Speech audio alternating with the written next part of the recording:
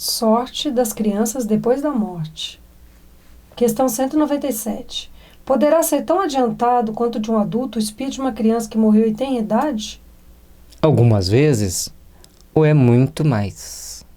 Porquanto pode dar-se que muito mais já tenha vivido e adquirido maior soma de experiência. Sobretudo, se progrediu. A criança e o adulto, a evolução deles, não se mede porque um é criança, porque o outro é adulto. A criança está se aperfeiçoando, aprimorando, se aculturando dentro daquela sociedade onde ele vive. Mas ele pode ser um espírito muito evoluído. Então, um espírito foi um médico, abusou muito do seu saber, do seu conhecimento, achava que só ele sabia, só ele bastava, e a gente sabe que não é assim. Aí ele recebe como recompensa na próxima vida reencarnar numa tribo de índio.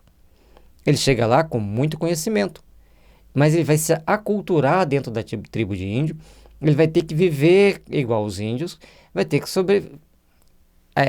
ir se adaptando àquela vida. Por isso o esquecimento do passado para alguns, não é para todos, tem gente que lembra. E aí, ali ele vai passar pelo processo de aperfeiçoamento. Da mesma forma, um índio viveu muito bem numa tribo, aperfeiçoou-se muito, era um grande conhecedor das plantas medicinais, ele pode vir reencarnar para ser um médico e procurar trabalhar com as terapias naturais. Ah, então todo médico trabalha para as terapias naturais? Não. Não coloca o todo. A gente deu um exemplo que pode ser do que pode acontecer. E a gente colocou médico porque há 100, 200 anos atrás não existia grandes empresários. Existia donos de fazenda. Então, a gente trouxe para uma questão acadêmica, para uma pessoa que tem uma formação acadêmica, e um que vive na tribo sem formação acadêmica. Só para a gente poder entender as distâncias sociais e culturais que não tem nada a ver com a evolução. Tem por necessidade de se aprimorar, de se aperfeiçoar e de aprender a viver em cada etapa que nós estivermos vivendo. Só para concluir, então, se é criança ou se é adulto, não tem nada a ver quem é mais evoluído. A evolução se dá por outros patamares, por outros padrões que nós encarnados não vamos saber. Letra A. Pode então o espírito de uma criança ser mais adiantado que o do seu pai?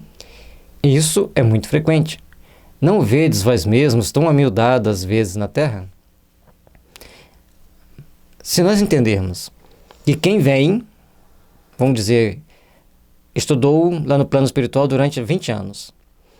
O filho dele veio 30 anos depois, ficou lá estudando 30 anos. Ele chega aqui mais evoluído. Então as crianças, com raras exceções, são mais evoluídas do que seus pais. Mas isso não quer dizer que elas saibam mais do que os pais, porque os pais têm a experiência para passar para eles. Então a criança pode ser mais, e normalmente é mais evoluída do que os pais, mas o processo de educação, vivenciar a infância, vivenciar a adolescência, a juventude, ele depende da orientação dos pais. Por isso a família é tão importante. Questão 198. Não tendo podido praticar o mal, o espírito de uma criança que morreu em tenridade pertence a alguma das categorias superiores? Se não fez o mal, igualmente não fez o bem, e Deus não o isenta das provas que tem de padecer. Se for um espírito puro, não é pelo fato de ter animado apenas uma criança, mas porque já progredira até a pureza. E cada espírito tem uma necessidade evolutiva.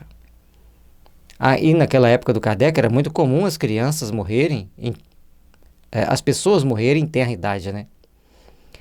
Morria muita criança. A mortalidade infantil ainda é muito grande em certas regiões do mundo. Naquela época era comum ter uma mortalidade infantil muito grande na Europa. Por isso essa série de perguntas visando esclarecer os pais e a nós mesmos hoje. Então, a criança ela desencarna em uma determinada idade por uma série de fatores, até mesmo acidente de percurso, até chegar ao plano espiritual, ela chega melhor, logicamente, do que quando ela partiu. Mas não quer dizer que ela morreu cedo porque era um espírito superior. Morreu cedo porque as condições que ela enfrentou, ela não teve força para superar aquelas dificuldades. Questão 199. Por que tão frequentemente a vida se interrompe na infância? Conforme explicamos anteriormente, naquela época era muito comum as crianças morrerem. A taxa de mortalidade era muito alta, mortalidade infantil. E até mesmo os adultos viviam não tanto tempo conforme vivem hoje. A grande maioria morria jovem. E hoje também muita gente morre jovem. Mas naquela época era bem mais complicado, bem pior. A curta duração da vida da criança pode representar, para o espírito que a animava, o complemento da existência precedente interrompida antes do momento em que devera terminar. E sua morte, também não raro, constitui provação ou expiação para os pais. Aí dá para fazer um seminário. Por que se morre jovem? São várias questões aqui, mostrando para nós várias possibilidades que não vai fechar o assunto. Então pode ser que a criança veio completar o que ficou faltando da vida anterior, um acidente de percurso, que pode acontecer, o processo de expiação dos pais e provação para os pais. Então é uma série de situações que pode ser inerente ao processo evolutivo da criança ou dos pais. Eu vi uma reportagem uma vez no Nordeste, a mulher tinha 30 filhos. 30. Então, e todos estavam vivos. E na mesma reportagem, mostrando uma outra família, a mulher tinha tido 18 partos e apenas 7 sobreviveram. Então são situações diferentes, são condições diferentes e que a gente vai tendo que aprender a lidar com elas, vai ter que aprender sobre como que a gente vai dar uma definição. Essa teve 30 filhos e 30 partos e todos os filhos sobreviveram. Esta outra teve 18 e só 7 sobreviveram. Tem um monte de questões a serem avaliadas, tem um monte de hipóteses a serem avaliadas. Não dá para fechar o assunto. Apenas pensar, Deus tem um motivo justo para que isso aconteça. Letra A. O que sucede ao espírito de uma criança que morre pequenina? Recomeça outra existência. E hoje, na doutrina espírita, eu tenho várias explicações. A criança morre até os 3, dos 3 aos 7, dos 7 aos 21 e acima de 21. Tem explicações, mas vamos nos ater só ao que está escrito aqui. Uma outra oportunidade, ou talvez uma questão mais à frente, dê a oportunidade da gente comentar isso. Mas tem diferença sim. Mas o espírito desencarnou, ele vai para o mundo espiritual, e a partir dali, ele vai passar por uma série de experiências no mundo espiritual, para depois voltar para o mundo físico, no processo reencarnatório, passando pelos aprendizados necessários ao aperfeiçoamento.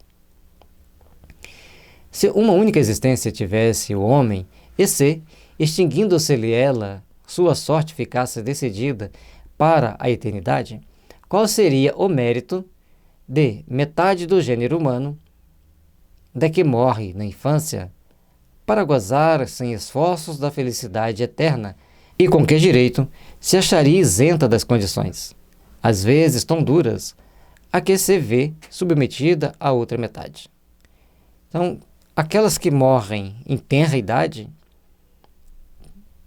que vantagem elas teriam de chegar lá, desfrutar de toda uma beleza celestial, se a outra metade que fica aqui lutando para ganhar o pão de cada dia, lutando por uma série de dificuldades inerentes à Terra, para essa ficar perdida nos planos espirituais inferiores. Então Deus é justo, cada um vai ter a recompensa que fizer jus. Logicamente que a criança veio, reencarnou e morreu de uma doença, de um acidente ou de qualquer outro motivo, ela já se depurou um pouco mais. Ela chega no plano espiritual mais depurada. E assim, tem uma série de nuances todos esse conjunto de situações para que nós nos aperfeiçoemos, para que nós nos tornemos pessoas melhores e espíritos mais depurados. Semelhante ordem de coisas não corresponderia à justiça de Deus. Com a reencarnação, a igualdade é real para todos. O futuro a todos toca sem exceção e sem favor, para que quem quer que seja. Os retardatários só de si mesmos se podem queixar. Forçoso que o homem tenha o merecimento de seus atos, como tem deles a responsabilidade. Todos nós temos a nossa responsabilidade, todos nós temos eu não gosto muito da palavra merecimento. Eu mereci ter esta vida. Eu precisei vivenciar desta forma essa experiência para eu me aperfeiçoar, para eu corrigir certas arestas que ainda carrego comigo e, em futuras existências, eu já ter superado alguns erros, alguns vícios, alguns defeitos. E até mesmo, às vezes, essa vida tão mais simples que a gente vive hoje é uma preparação para a gente ter uma outra mais simples ainda. Porque a nossa necessidade é adquirir valores da alma. E muitas das vezes, adquirir valores da alma não quer dizer ser rico de valores monetários. Aliás, não é racional considerar-se a infância como um estado normal de inocência. Não se vê em crianças dotadas dos piores instintos? Numa idade em que ainda nenhuma influência pode ter tido a educação? E a gente depara isso enormemente. Quando a gente trabalha com crianças em evangelização, tem várias faixas etárias, e dentro daquelas faixas etárias tem vários tipos de comportamento. Aí você vai dizer assim, mas influenciado pelo meio de onde eles saíram. Não. Tem problemas de todo jeito, em todos os lugares, de todas as faixas, em todos os níveis socioeconômicos. Com boa educação, com má educação, de todas as formas. Porque a índole do espírito prevalece. A menos que alguma intoxicação apareça no meio do caminho. Mas como ainda não podemos bater o martelo, é assim, é assado, vamos entender que o espírito, a índole do espírito é que prevalece no processo evolutivo e no comportamento da criança. Alguns não há que parecem trazer do berço a astúcia, a felonia, a perfídia, até pendor para o roubo e para o assassínio. Não obstante os bons exemplos de que todos os lados lhe dão. A lei civil as absolve de seus crimes, porque, diz ela, obraram sem discernimento. Mas a lei não pune a criança, mas os pais têm que punir. Não é punir com atitudes extremas, é punir de uma forma que ela entenda que ela fez aquilo errado. Por isso elas estão com a gente para se educar. Então, se a criança tem o hábito de pegar as coisas dos coleguinhas na escola, os pais têm que tomar providência para que ela largue de pegar as coisas dos coleguinhas na escola. Porque senão, e fazê-la entender que é do outro, porque senão, lá na frente ela vai criar problemas mais sérios, mais transtornos e criar mais dificuldades. Tem razão a lei, porque de fato, elas obram mais por instinto do que intencionalmente. Donde, porém, provirão instintos tão diversos em crianças da mesma idade, educadas em condições idênticas e sujeitas às mesmas influências?